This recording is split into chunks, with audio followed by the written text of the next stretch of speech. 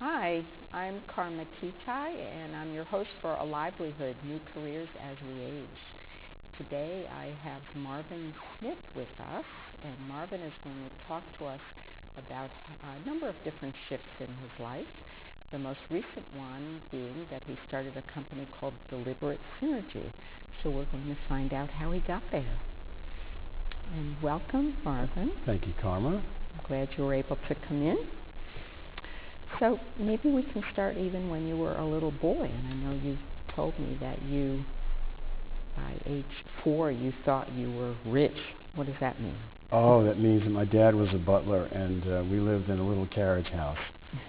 And one day, and I went around with the family of the people he worked for, and we did a lot of things together. And one day he said we were going to get our own house. And so when I found out where the house was, I realized that we were quite different than rich. Oh. And so he said, yes, and there's a few other things I need to tell you about your background and so forth. So that was one transition, and it just seemed like a number of transitions happened after that. Another one was understanding his creativity. Back in 1948, we wanted a TV, and my mom wanted wall-to-wall carpeting. And so we decided we were going to get a TV, but we had to do something for her. So that night we tacked some carpeting to the bottom of her slippers. And we told her that was wall-to-wall carpeting. That stayed with me, doing things differently, doing things for fun. And another thing that caused a transition was I was counseled in high school to be a policeman. And my uncle told me, go back and ask why she wants you to be a policeman, and but have a smile on your face so that she'll feel comfortable. So I did that, and she said, well, if you're a policeman, I'll feel a lot safer.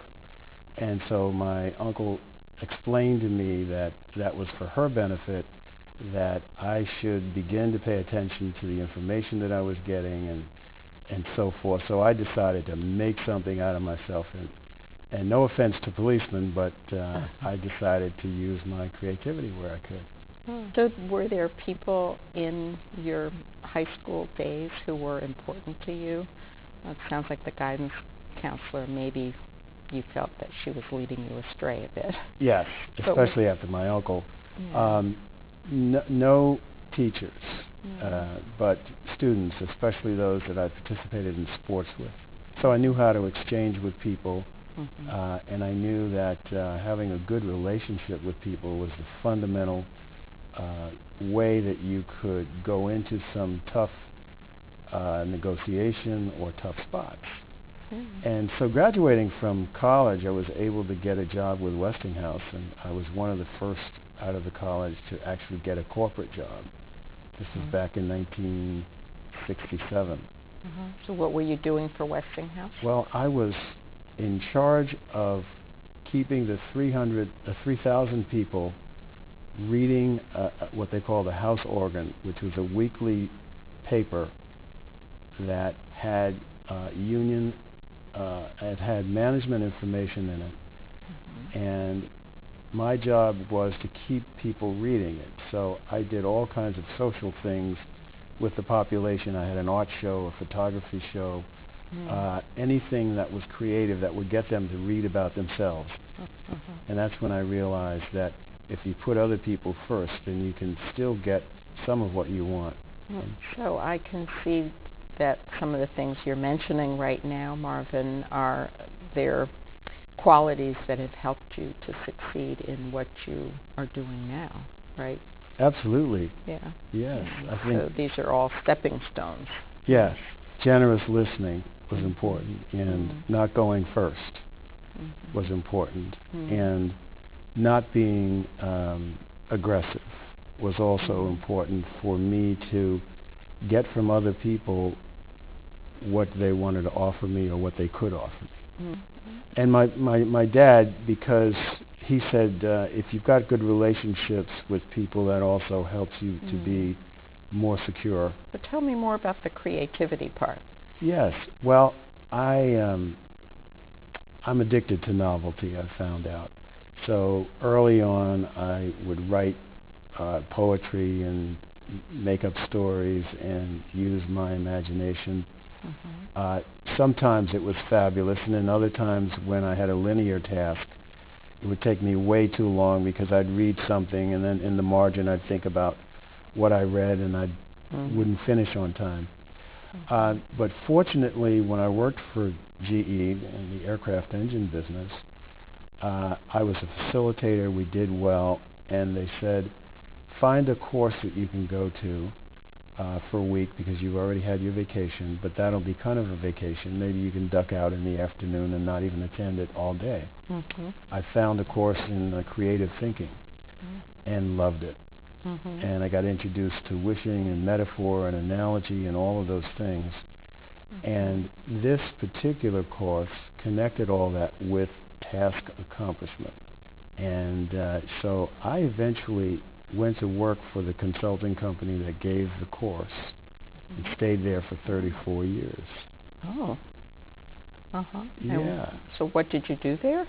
Well, we applied the creative methodology to things like new products, technology utilization, helping people to get creative in their relationships with customers. And we did it by using the people in the company, which meant that we had to learn how to help other people to be creative. So we want to talk about your new company for the last 5 minutes or so of our program today, and it's called Deliberate Synergy. Yes. So can you just describe what deliberate synergy means? Absolutely. Well, let's take the words apart. Deliberate is being conscious about what you're doing, including being conscious about the diverse ways that you're thinking or your difference from someone else. And the synergy is a way to consciously work on our differences to see if we can get something bigger and better from the two things that are disparate. I like to go in where people are stuck, and maybe even they proclaim something that where they think it's impossible. And if they can do something about that situation, then it causes a little change in their attitude. So we have a little clip that we can show of a program that you did, some consulting, I guess, that you did in Toronto, Canada. Right? And I think that will just give us a sense of how you are with the people that you work with. I'm going to ask you a question, and I'd like the answer to be yes. If you trust me, could you give me a yes? Yes? Yes? Yes? Sure, yes. Yes? An enthusiastic yes? Yes. All right. So what you've said yes to is playing with me a little bit and letting me play with you. So how do you like to play with people that you work with? Oh, I'd like to ask them to imagine they're an animal, or if they're working, if we're working on a technology or we're working on this pad, I'd say become this pad and give the pad a voice. Speak in the first person. I ask people to be poetic if they can, and get the thing that plagues them the most and create a love poem about that thing.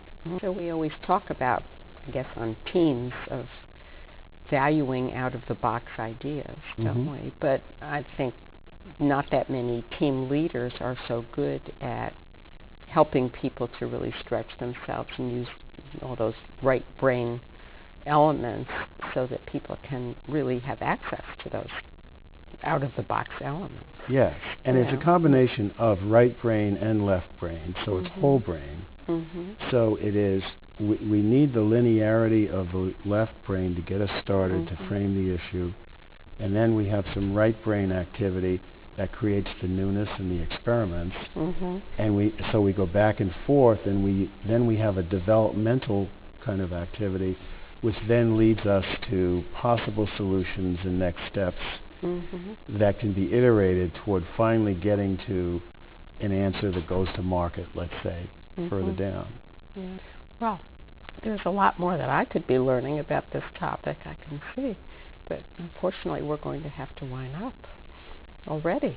So I appreciate your coming. Well, thank you. And I want to find out a lot more about deliberate synergy. Well, thank you, and I appreciate being